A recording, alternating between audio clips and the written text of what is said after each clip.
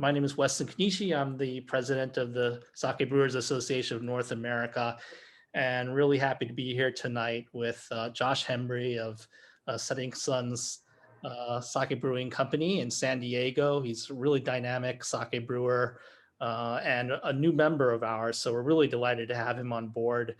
Tonight's discussion is with Andrew Centofonte, who is with North American Sake Brewery in Charlottesville, Virginia, and he's chairman of our board of directors. Before we get started, just a few housekeeping notes. We will record this and hopefully have it on our YouTube channel soon, so look out for that. And there will be a Q&A session at the end. We'll end promptly at 9 o'clock Eastern time. But please, if you have any questions, post them in the Q&A box on the bottom of your screen. So without further ado, I'll turn it over to Andrew. Hey, how's everybody doing? I am Andrew Centofonte. I will be the host for tonight. And the way we kind of have set these discussions up is for them to be kind of brewer to brewer. And so I'm here to help ask questions to Josh, and so that we can kind of get into it and learn a little bit about what he has been up to and what he's working on, and all kinds of fun stuff like that. I also know that we have a lot of programming coming up, which is really exciting. In addition to more webinars like this one, we have recently have been working on a partnership with the Embassy of Japan, and we have put together 3 really exciting webinars with members of our association, as well as Japanese brewers and other really prominent members in the sake industry. So please follow our social media and sign up for those webinars as well. All right, so without further ado, I'm excited to introduce Josh Hembree from Setting Sun Sake Brewing Company out of San Diego. What's up, man? How's it going, Andrew? It's great to talk to you. Yeah, great to talk to you too. It's been a while. Last time I saw you was at Bo Timken's event, right? Up in San Francisco. That's right, Sake Day. I'm sad that we weren't able to have another one this year, but hopefully next year. This is next year. Well, I guess that's true. Hopefully sooner than later.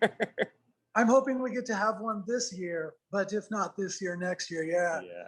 It was great seeing you. We were nestled in next to Texas Sake, and was it Blue Phoenix, I think, was there as well, and kind of the American Sake corner, or the kids table. It was great running into you there, man. I found you incredibly affable and likable, which was you know, not what I wanted. I wanted to. Oh, thanks, man. Well, why don't you go ahead and tell me a little bit about yourself, and really how you got into sake. Yeah, thanks, man. You did a great job of sending me the questions in advance, and I agonized over them. But I do everything kind of live and off the cuff, so it's a cross between both. I've got notes to make sure I say all the right things. And, you let it flow, man. And I'm probably not going to read them. But to give a little background on myself, I've been. How's the audio, by the way? Am I coming through clear? Good. I'm excited to kind of tell this story on this stage or whatever. So I hope I get it right. Are you not able to log in? Okay. I know this is probably breaking the fourth wall, but someone's having difficulty logging in. Maybe there should have been a new link, I think, that was set out. Check your email again. Sorry to interrupt this whole thing. Yeah, we ran into some issues, so it's okay. Well, I mean, you know, if worst case scenario, this gets posted up so people can watch it later and it's not live. It might save me from the Q&A from any of my friends. But back to the story, man. Where do I come into sake? How does the story of sake come into my path? You know, like real loose background. I'm a California native, born in LA, moving south ever since. I think I'll keep that trend going and end up somewhere in South America. But in the meantime, I've been glaciating south, and here I find myself in San Diego. Really one of the most beautiful places in the world, from my opinion. And I started out in doing neon sign work, or working as a neon sign technician out of a company based in Vegas, and that got me traveling all over the place. And I loved that job from a standpoint of it was a lot of work. It was difficult work, and it was a lot of problem solving constantly.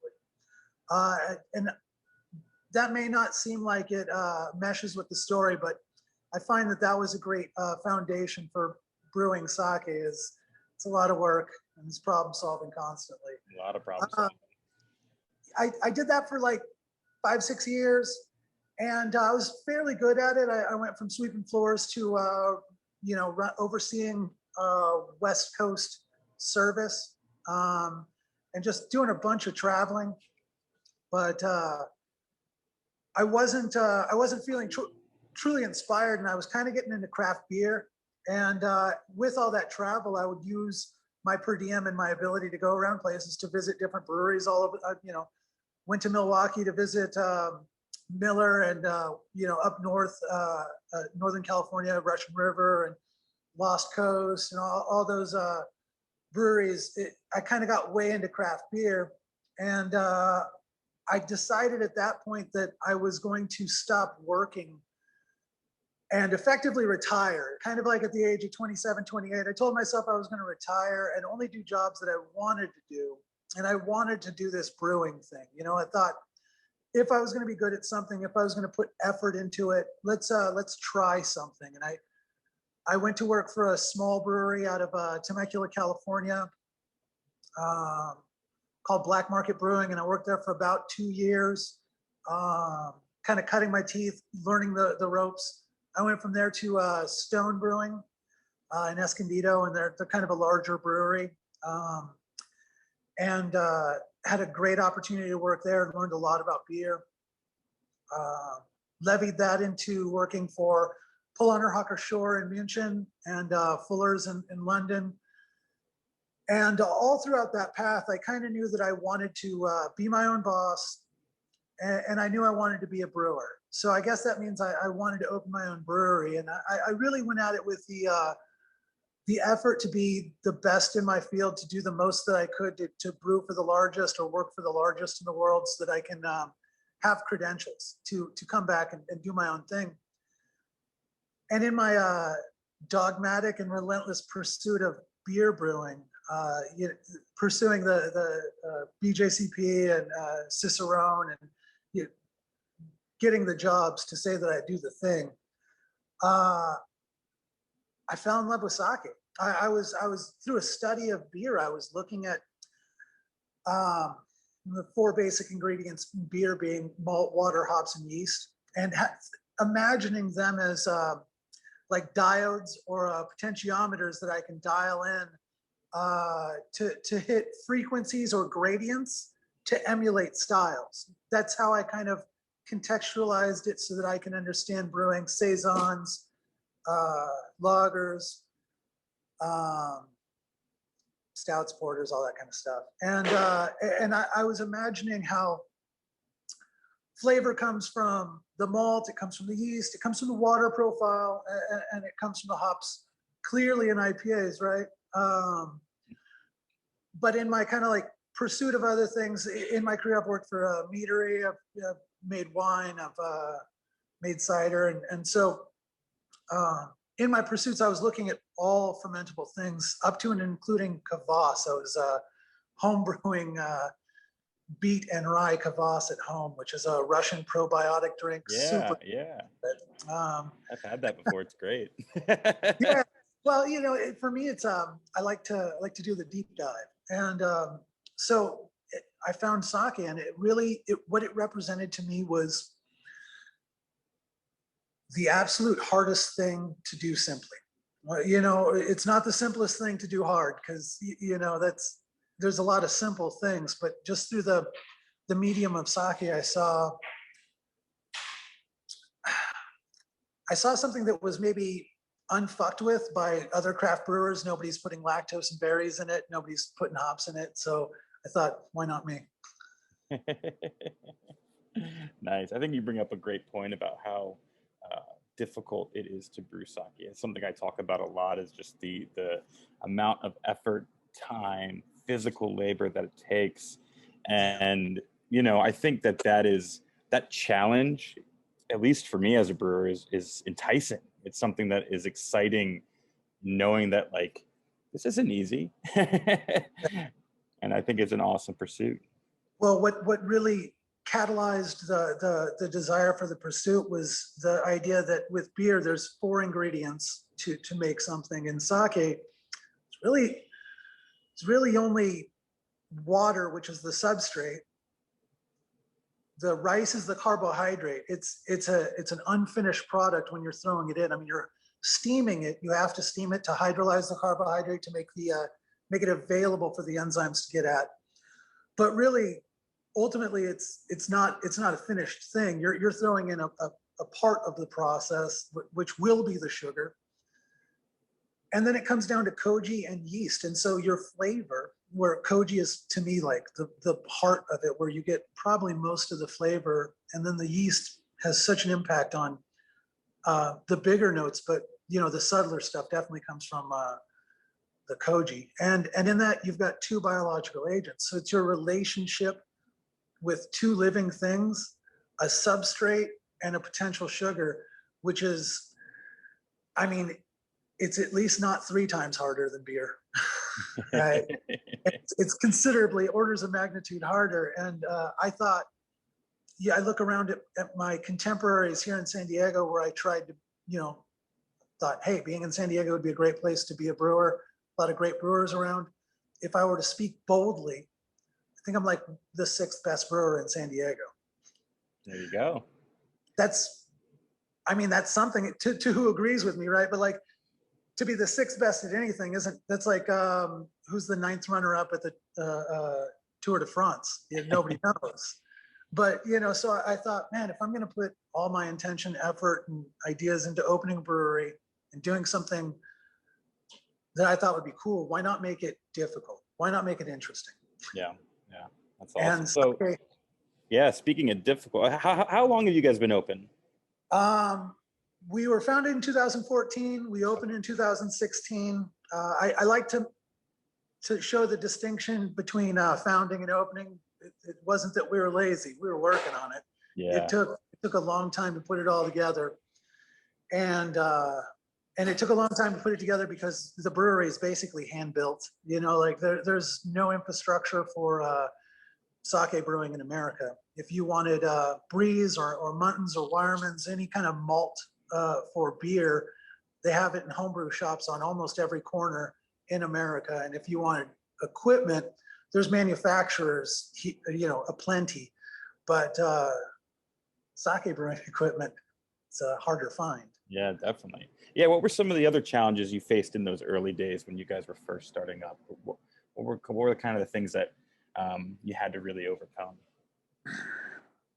You know, like, so some of the difficulties and trials and tribulations were just getting open, just getting started, and telling people that there was a place here. I feel like those are problems I'm no longer having, so they're ones I can talk about. But I definitely, you know, getting open, talking to the local fire department, the city controller, the local ABC operations, you know, the alcohol beverage control, and TTB. Sake is such a new thing or nascent industry that they don't know what they're dealing with. So when I showed up, they had to dust off the books. They're like, nobody's asked for this in years. Who are you? Yeah. And I had to explain to this is something I don't know that I'll ever get over, but I had a conversation with adults that were professionally engaged in fire suppression and control, I had a talk with the fire department about how sake is brewed and how I don't have vats of ethanol sitting next to vats of sake that I'm slowly adding one into the other to create the end product. Because there was some tense moment where he's like, what do we do with all the explosive alcohol you've got? What are you talking about? It's amazing. I mean, So, that is something I think that a lot of people are dealing with across the country too. It's just, you know, a total misunderstanding what the product is on all levels. on every level. We dealt with similar things in Virginia as well. So what did you guys end up being classified as? We're an O2 with a 23, which is a winery with a brewery permit. Okay. It pretty much gives me clearance to do everything but like selling a distilled product, but I can distill, I believe. I find out after I'm done doing it. I'm just having fun out here. Of course. Well, tell me more about your location. So you're in San Diego, right? And I'm not as familiar with San Diego. I've only been there a couple of times. But where are you guys located? We're kind of in the middle of San Diego, which isn't in the like middle of the city, but it's in the middle of the geographic county, I believe. But we're within 10 minutes of downtown and within 10 minutes of within 30 minutes of most places in San Diego because of traffic.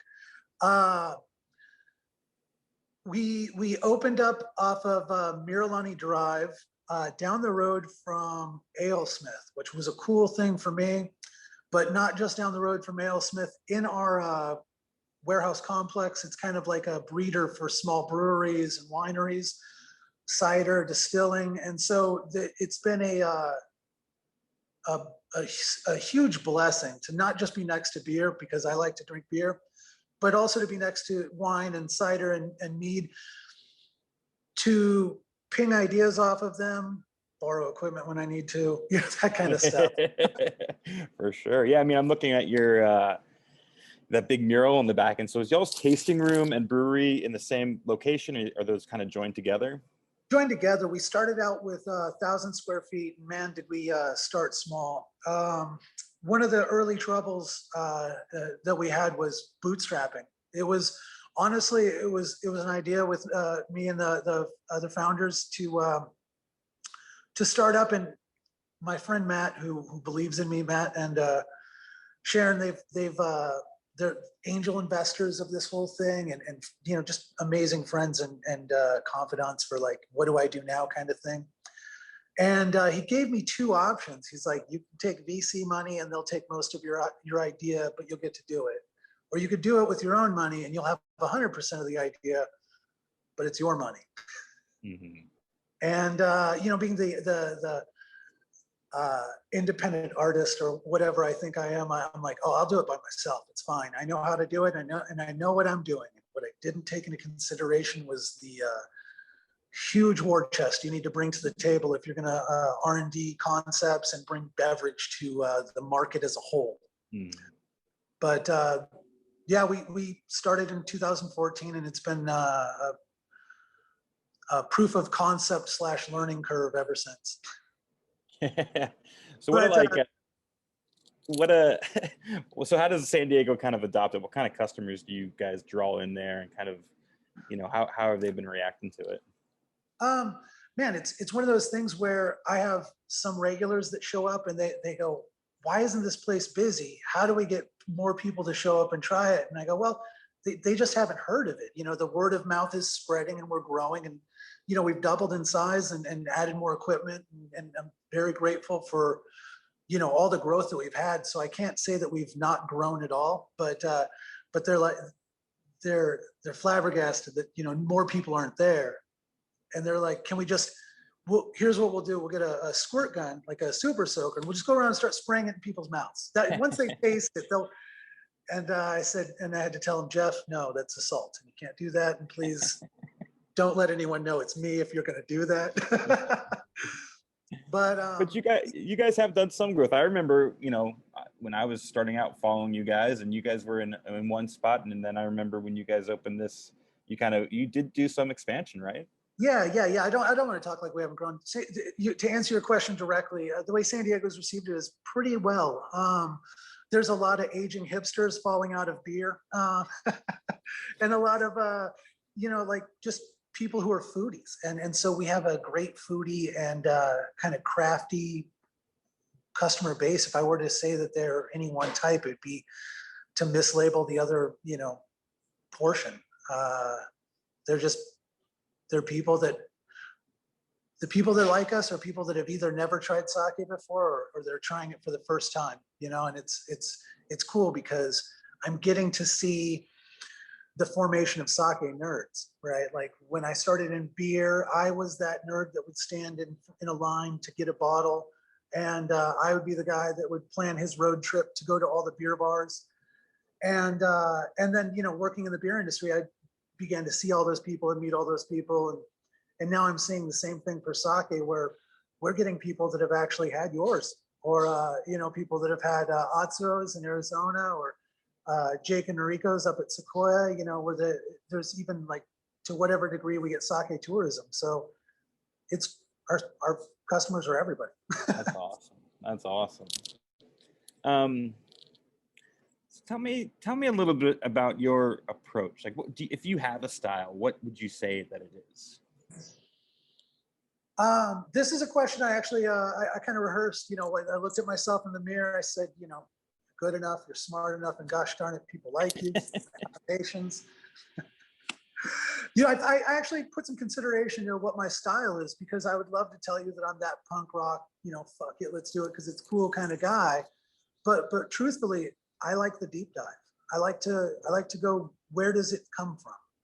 And I researched beer back before Pasteur, back before, in early inculcations of brewing for different regions, and to see how they came together to form local tradition that became iconoclast for region, right? Like IPAs and pale ales, or French saisons, or Belgian singles and triples. All those beers are made for a reason.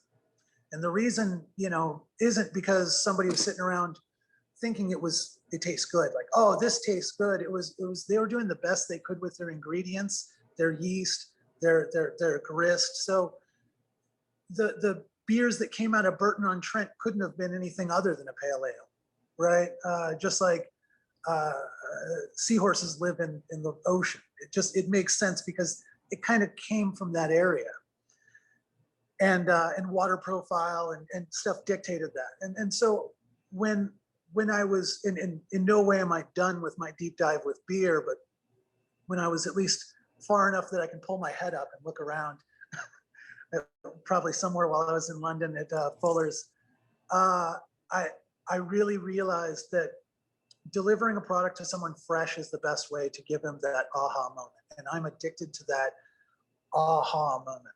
And so I loved working at Fuller's because Fuller's London Pride is an absolutely beautiful beer. It's unmatched in its quality for what it is. It's iconoclast, but it tastes like shit here in America after it sat on a boat for 4 months and sat in a warehouse for 3 months and sat on a shelf for 2 more months. And you're getting what would be an out of code dead beer if it was the craft industry. But really what we're doing is we're getting less than fresh product from a great place.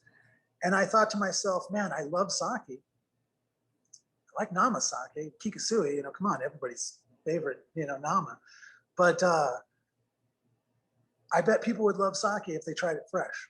And I had that realization. And when I came back to America, I knew that was kind of the thing I had to do. Was I knew I wanted to start my own thing. I knew I wanted to brew sake, and to describe my approach, I wanted to do a deep dive. So I spent 3 months in recipe development, trying different rice, trying different yeast, different water profiles to match prefecture. And what I came up with was our Ronin. And our Ronin Clear and our Ronin Cloudy is what I think California sake would taste like from this region. California rice, California, kind of aesthetic to brewing. The water profile is something that's unique to this region, though it's not San Diego water, because it's not great water here. I don't have it as lucky as you guys do. But it's one of those things where I wanted to create sake that people could try and go, I love this. Now I want to go try more of something else, and to be the gateway for people to explore sake, and that it's not just hot or cold, and it's not just Arutan or Junmai. You know, it's deeper than that. It's this is this and my goal to give people the language by brewing sake as an American with American words. So we've got a Ronin Cloudy. We don't call it the Nigori in our house. You know, it's well, Nigori would do a great job to communicate to sake fans. It does a terrible job to communicate to those who are uninitiated. So for sure, the goal and the approach is to really do a deconstruction to the base, bring back something new that's truly representative of myself, of the region, and my team, and to bring more people in. You know, to show people they can explore it. Yeah, I think you have a great point about just the difficulty of sake in general, and using language that people are more familiar with, that they can relate to, that kind of brings them into the fold and helps them realize that this is for them. So I think that's a really great approach. Now I'm going to ask you a question. The tables have turned, sir. As an American sake brewer, do you feel as though there's an undue pressure on you to be something maybe even not that you want to be, in that people are telling you the words you can use or should use, or the things you can do or should do? Yeah, I think there's a lot of, I guess, pressure in that sense of, you know, obviously Japan and Japanese sake is steeped in a ton of tradition, huge history, huge culture. And, you know, and a lot of people's perception of like, well, this is how it should be done. And but I think those people, sorry to cut you off, but to those people, I want to comment on the huge tradition, and it would be one of my favorite talking points are that there's Japanese sake breweries with trees on the property that are older than America, and that were planted during the time of the brewery, right? Like, it's important to know that this goes way back, and it's important to know that it's a nationalized thing, that Japan loves it, and that we love it, right? And it's important that people know that it's something special to share. Yeah. But to say that it's that thing is intellectually dubious, if you will, in that we're talking about sake as it is an affect of modernity, as an affectation of the Industrial Revolution, war, and distribution practices, more than a representation of Jizake, I'm sorry, Jizake, all over the place, Jizake. And so that's like, that's one thing that I would love to bring to light, is like, if you're telling us how it should taste, how it should look, how it should feel, how it should be brewed, take a moment and explore the concept of Jizake, and that being a more localized affectation. And I feel as though people would embrace American sake more. Yeah, and I think a lot of it comes down to a realization around the people making it. You know, both in Japan and in the U.S., there are people who are putting their heart and their effort and their time and their everything into making a product for people to enjoy. And of course, they're going to put their stamp on it in many, many ways. And of course, it's going to evolve. And of course, that's a beautiful thing. Okay, so what's your stamp? What's my stamp? Well, because I think I've been very loud about the stamp that I put on sake, and you know, not to require everyone to dig through my social media to see what I've been loud about. I think adding the hoppy sake to the lexicon of sake is going to go down as a travesty or a victory.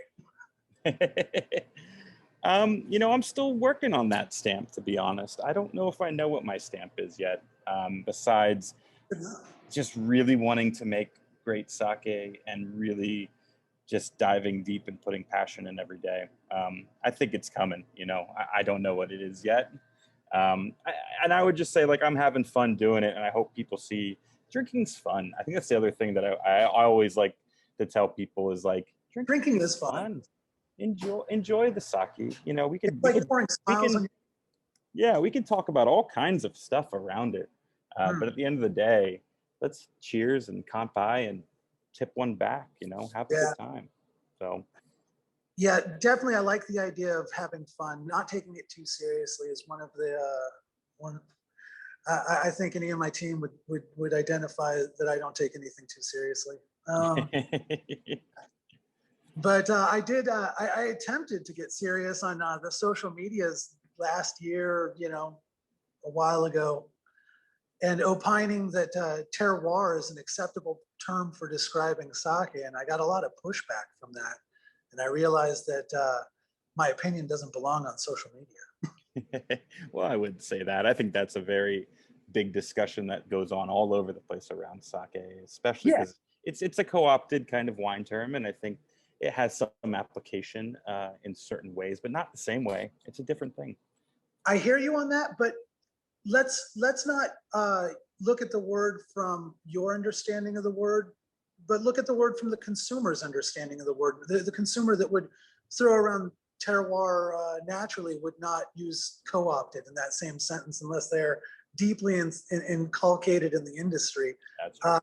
And something that I wanted to do with our sake at Setting Sun Sake, with our hoppy sake or with our PhD, the pomegranate hibiscus and green tea infused sake, was I did the heavy lifting of bringing a sake brewery to San Diego, but I can't expect that to be the end of the work. I have to meet the consumer halfway. I have to meet the consumer where they're comfortable. If I'm bringing them to a place they've never been, I have to do some more heavy lifting. And maybe that means sake seltzer.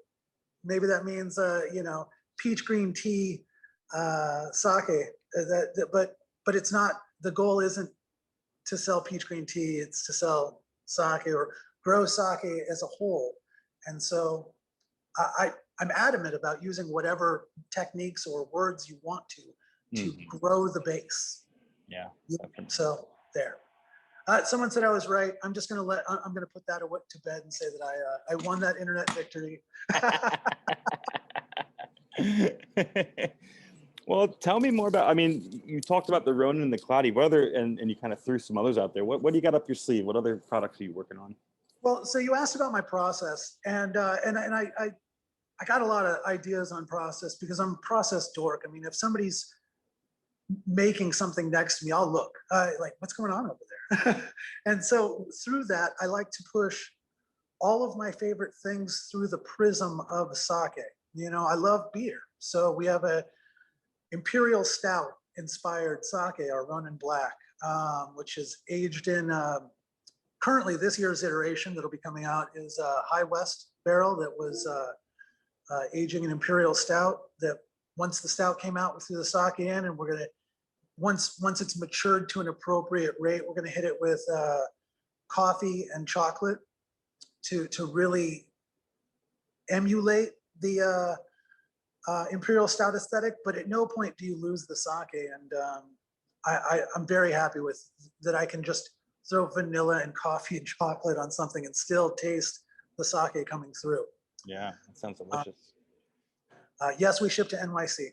Sorry, I'm moderating the chat as well.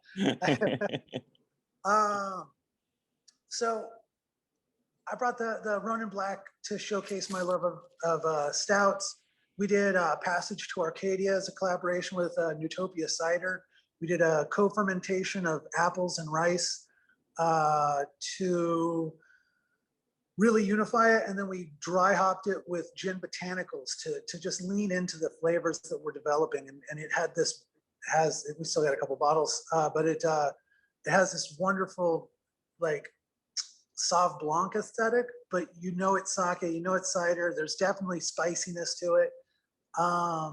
And so that was a great project to do. And our Brewberry is we just sold out of that crap. It was the most recent release of our barrel age program, where I do feral sake, kind of an approach to, one bottle left. Thank you. Nice. And what it is, it's an examination of lambic, and I try to explore the concepts of gouzes and lambics through the prism of sake. So that one takes me about 11 months to put out. I'll have another one next year probably. I mean, I think that's just such a cool, approach is thinking about where these things line up and how they mesh and where you can find opportunity to showcase both sides of it. Well, one of my and as kind of like a deeper dive, right? Like I'm doing my best to go backwards, but also to dive into going forwards. I'm doing what I'm calling my Masters in Residence program, where I invite masters of other arts to come and join me to brew sake, and we make a batch, and then I go make a batch with them of whatever it is they're doing, and then we'll blend it together to make a cuvee and release that. And what we've got going on for our first Masters in Residence release is I'm very fortunate to work with Lost Cause Meadery. I believe they're one of the top meaderies in America, and anyone else listening, buy their stuff, they're great. But we've got Sake Yeast number 9 cooking away with some California sage honey to make quick mead. And then we're going to use the yeast that we pull from that to pitch into sake to batch that up to be what is my kaiju recipe. It's kind of a new recipe I'm working on. Our Ronin was an examination of California sake. And I've been brewing that recipe for 7 years now, and I'm feeling confident with it. I like it. Nice. I'm nice with it. But the kaiju has been the new recipe that I need to get iterations on. So I'm burning that recipe through my Master in Residence, not because it's not important to get the rightest recipe for that, but really because I'd like to see how that sake does through the lens of all those things. Mm-hmm. Which the kaiju is intended for me to win awards. The Ronin never was intended to win awards, and therefore it never tastes like Japanese sake. It tastes like California sake. And so the kaiju will be our Japanese aesthetic. Nice. So I got to ask, how's COVID been treating you all? What have you guys had to deal with? What have you guys done to kind of make it through this time? So, I mean, I don't know. I haven't noticed. Like I'm not trying to give it short shrift, but sake was so goddamn difficult before COVID, and it hasn't stopped getting difficult. It's not like nothing's changed. I have to wear a mask, like it sucks. I have to wear a mask, and it sucks that everyone has to wear masks, and it sucks that everyone's experiencing COVID. But to the degree that COVID is difficult, it's difficult for everybody. Sake has been harder than that the whole time. So it's almost like COVID's just one more thing to deal with. Just another challenge. You know what? It was kind of, it definitely was good from the standpoint of it let me know who on my team loves me the most. We got the whole team here still, and that's great to be working with them. And so nobody's left the project. And the consumers out there, we're shipping to 39 states now. So we've had to, break off and do new things. And we're just opening up other states for distribution. We've sent off a signed contract today. So nice, congrats. Going to be cracking open some new states with representation, not just direct to consumer shipping. And always working on that stuff. But those things would have been on the agenda had it not been for COVID. The other kind of like, I don't know, I'm just trying to look at silver linings. People would call me up and be like, how's rent? Do you need me to buy a case or 5? And it's like, no, thank you, but wow.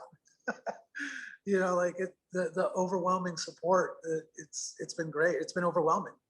That's great. That's awesome to hear, man. So what do you think the future looks like for you guys? Man, I've had one vision. I've been too busy burning bridges with my tunnel vision to even to look away from this one goal.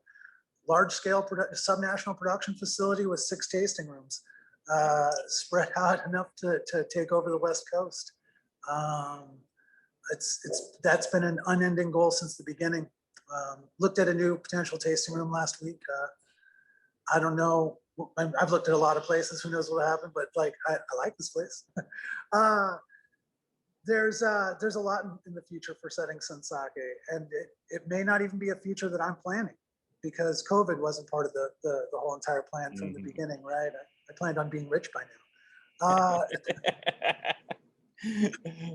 But you know, the future of Setting Sun Sake looks a lot like the past: consistently growing, consistently innovating, and consistently sharing the passion of sake with everyone out there.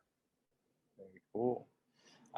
We got a couple questions here, and if you guys have any more questions, go ahead and add it to the list. But I see one here that says, I've got a list of my upcoming releases and things, so don't let me forget that. Yeah, go ahead, let us know, because I think one of the question was, you know, where can you ship, and yes, well, and events in San Diego as well. Yeah, we're doing a Vino shipper to get to most of the country. So 39 states we're on board with. Order it on our website or through Vino shipper. We do kind of tiered releases where we'll do national stuff and we'll do local stuff. So if you've got a local friend, call them and have them smuggle it to you. Because I'm not calling the TTB every time I get a funny idea. You know, like, we're just doing so much R&D stuff that sometimes stuff just stays in, you know, in tasting room only. We are in like shops and restaurants and bars to whatever degree they're open. Ayaka Ito is a notable sake sommelier down here in San Diego, and she's got Bashak Ramen, and she's got us there. So if you're in San Diego, go eat some ramen at Bashak, then come here to the tasting room. But like some of these, some of the products that we got coming up, or ideas we got coming up, are like the Brewberry was an 11-month project. So we've got our Cabernet barrel aged, which was something we brewed last year and has been sitting in Cabernet barrels. Ronin Black, I talked about that on the video already. We've got a new Ronin Black coming out. We've got AZ Bay, or Arizona Bay, that we just canned today, and are a little cloudy. We're canning next week, and those are RTD cocktails, or, you know, sake drink things. By no means are they Japanese sake approved. We've got other than rice ingredients in them, but they're a great way to get sake out there and a fun way to drink it while you're out and about. Our sake cocktail program in-house, if you make it to town, we do great sake cocktails, cutting edge gastronomy kind of stuff. We're nerds in every regard here. Collaborations coming up with Lost Cause, the Meadery, McKellar San Diego is a brewery. And I think I've got a distillery one on the deck, but if not, Seven Caves is a great spot anyways. We'll see what happens. And then we've got our San Diego Sake Day, man. That apparently is taking up more and more of my year. It'll be our 4th time doing an event in San Diego to celebrate Sake Day. We try to get it on or as close to October 1st as possible. And so we're on October 1st this year, which is International Sake Day, and we'll be hosting international sake producers, American sake producers, local craft beer, local restaurants, and it's just, I do my best to steal as much thunder away from Bo Timken as possible here in California. That's great. So a couple questions. So Ronin, you said you use California rice. Is it an American variety? Calrose. Calrose. It's same rice you use. It's the same rice everyone uses, same rice Gekikon uses, same rice that Sake One uses. It's shipped to Japan from Australia, but it's a premium short grain rice. It's a great rice. It is not an identified sake varietal, but it is a cultivar or derivation of a recognized sake varietal. So I feel that I'm staying right in line while doing my own thing. I get it milled to Ginjo grade, so 60% semi-buai. And I think that's Oh, a is that great. for all? Is that for all your sakes? You do 60? Yeah, well, for the Ronin Mm. recipe is all Calrose, all 60. Our Bach was 60. We've done some Daiginjo, but for the most part, it's all Calrose and all 60. The Kaiju has got the Yamada in it, so you know that's what the people are brewing with. Very cool. All right, we got a nerd question here from Brandon, who is the brewer over at Brooklyn Cura. He's asking, how do you deal with warmer San Diego temps for fermentation? That's a great question, and I think that it's this may not be the direction he was going, but this is something that I like to shed light on. The mountainous, cold mountainous region of Japan that they brew sake in is not entirely ideal for brewing sake. It's ideal for producing sake in Japan that's of that aesthetic, but more than 50% of the entire process, in my opinion, is the koji. And the koji operates at, you know, mid 90s Fahrenheit. So when we talk about fermentation temperatures, it's almost like we're forgetting that we live in modernity. You know, like I have glycol control and temperature control. And, you know, it's like, how do I deal with it? The same way that the Coors Brewery in LA deals with it when they produce Rocky Mountain Gold. You know, I match my water, I match my temp. It's not magic. Nice. I hope that wasn't a shitty answer, Brandon. I'm sorry. And then I got a question about what are you doing for your yeasts? How are you sourcing them? Where are you getting from? I am walking distance from White Lab, so if I'm ever unhappy, I can go down there and pick someone up and shake them. Which is possibly better than the rest of the sake breweries out there. But I source the bulk of my strains from White Labs. I don't have anything banked there. I just buy what they've already got banked. But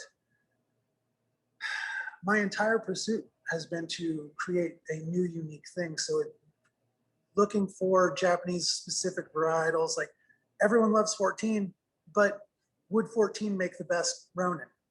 And for me, what I was trying to produce was I was trying to dovetail in with the Belgian aesthetic and the ethyl acetate banana bubblegum of Stock Yeast number 7. And I thought that would have a lot more resonant flavors for Americans who are familiar with those types of flavors. If it wasn't even sake flavors, at least they've experienced that before. Also, 7 was iconoclast enough, although I love 9, I love 14, you know, and on and on. Nice. Very nice. Let's see here. I don't know if I've got any more questions in the chat.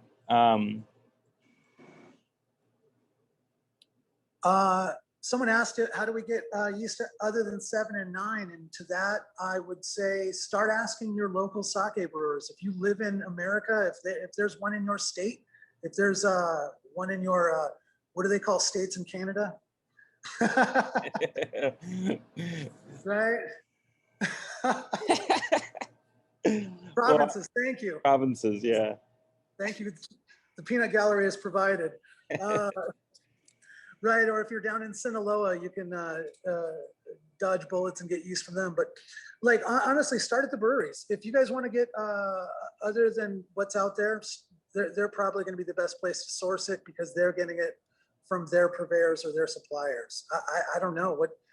What do you do for your yeast? Well, I mean, I just do a pitch for the Sake Brewers Association of North America. I mean, our goal is to help solve some of these problems. And while we are kind of young in the association and we have a lot of work in front of us, that's something we're hoping to help with. You know, our goal is to provide brewers with the resources they need. And if yeast is one of them, then we need to step up and figure out a way to get people yeast.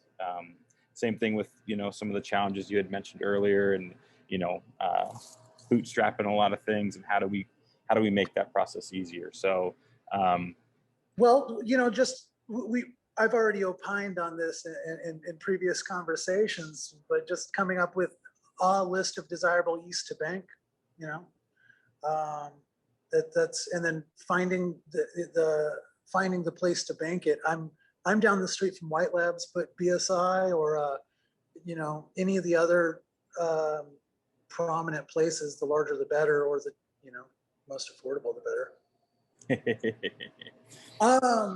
This is great with all these questions, man. Any more? Yeah, I think this is going to be the last one, and then I know Wes is going to finish up with some more about the EOJ projects coming down. But Todd says, do you have any specific steps for fighting against oxidation during flavoring? Adding lots of adjunct post-ferments, barrel aging, and similar techniques. Oh, yeah, be good. Be very good. Bow pillar is a nice pump that will move things without shearing, without cavitation. The peristaltic self-priming pump will move things without shearing. Same things you would do in wine or beer. Purge with CO2 or argon, whatever you're into. I find, this is my experience, sake is incredibly oxygen tolerant to the point of why even bother being careful? Sake itself is incredibly oxygen tolerant. If you're looking for the best time to add flavoring, I'd recommend while it's still in active fermentation. Any possibility to scavenge off the oxygen that you're adding through your dry product that you're throwing in, because it's not, unless you're purging that with CO2 before you're adding it and pushing it in through some kind of grant, you're going to have oxygen. So just being mindful in your practices. That's the best way. Oxidation will turn your hops pink for any of the sake brewers out there trying to. Oh yeah, sure will.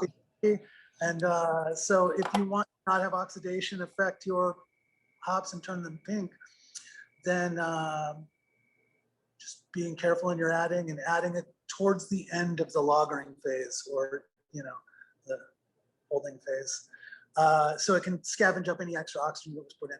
That's a big recommendation. I gotta get this one in there. So, is there any room for additional American craft sake breweries? Is this the right time? That's a great question, because I knew it wasn't the right time when I started, right? And it was like it was one of those things where I wanted to work at a sake brewery, because that's when I wanted to work at a beer brewery. I went down the road. There was a beer brewery there. And when I wanted to work at a larger beer brewery to get more experience, I just went to a larger beer brewery. They're there and they're available. When I wanted to go work for a sake brewery, it was not available. It's so nascent that the ones there are still so small, they can't just hire you on and pay you a living wage. And so I chose to not wait for the iron to be hot, but to make the iron hot through striking it. And I just beat the fuck out of the iron with my head until it's getting light warm. You can keep waiting until it's later to open your sake brewery, but I mean, Sierra Nevada is what it is because it was first to the industry. Bell's and Founders are what they are because they were the first to do that thing in that space, and they reach escape velocity. So I'd like to think I've already done that. So come on in, open more. I'll just say too, I think the more the merrier. Let's build this industry. Let's grow sake. Let's make more sake breweries. I'm into it. Join us. My real honest approach to this, and this is something anyone who sees this video, as long as I'm still alive, I want to push this forward. I want to grow sake. My goal is to make sure that more people have tried sake. I want to grow the base of sake. So the bigger the base, the bigger the pyramid. And I love that you're here doing it. I mean, it was great to get more people. And I hope that more people open. I'm watching all the time, like The Void, their newer one that just started up. In Kentucky. Yeah, it's great. One in every state, at least. Yeah. 60 health, apparently. Well, with that, Josh, thank you so much for giving us your time. and letting us get a little insight into who you are and the sake that you make. I'm going to turn it over here to Wes to kind of finish us up. But I'm going to lift a glass real quick to Josh. Kampai. Cheers. Cheers. All right. Thank you, Andrew. And thank you, Josh. That was a fantastic conversation. Learned so much. And you can really feel the passion that you put into it. And just hats off to you and all that you're doing there at Setting Sun Brewing Company, Sake Brewing Company. It's just a great outfit. Can't wait to try your sakes, man. Yeah, we'll have to solve that problem. I just got some of Andrew's stuff, and I'm super excited to see what's coming out of the East Coast. So hopefully you'll see my stuff out there soon. That'll be great. So as Andrew said, we're really, really excited about our upcoming webinar series that we're doing in partnership with the Japanese Embassy here in Washington. Just a few dates. So February 23rd will be our first webinar. That's going to be the North America Japan Sake Dialogue, where we've got an incredible lineup of brewers in Japan and the United States who are going to be talking about some of the opportunities and challenges of the industry today. Should be a really fascinating discussion. Hope you all can join that. Kuji-san from Nambu Beijing will provide opening remarks for that. Again, that's February 23rd. Then on March 2nd, Bernie Baskin, my predecessor, the president of SBANA and now a board member, will lead a discussion on the regulatory landscape affecting the sake industry in North America. Josh, of course, alluded to the TTB in his comments earlier. We all know this is a big behemoth thing, very complicated thicket of regulations. Bernie will lead a discussion about that, followed by a discussion with two sake insiders about the future of the industry in North America. So it should be really fascinating discussion. That will be simultaneously interpreted in Japanese. So we hope that we get a lot of Japanese friends joining that webinar on that day. And then finally on March 23rd, we will be holding a webinar in conjunction with the National Cherry Blossom Festival. As many of you know, that's a huge event in the Washington, D.C. area, celebrating the close ties between the United States and Japan. And we will debut our short animated video on the passion of sake making and sake and enjoying sake. And that'll be followed by a panel discussion with Andrew and a couple of other brewer members. So we're super excited about all of these events. I urge all of you to sign up and register for these if you haven't already at our website, www.sakeassociation.org.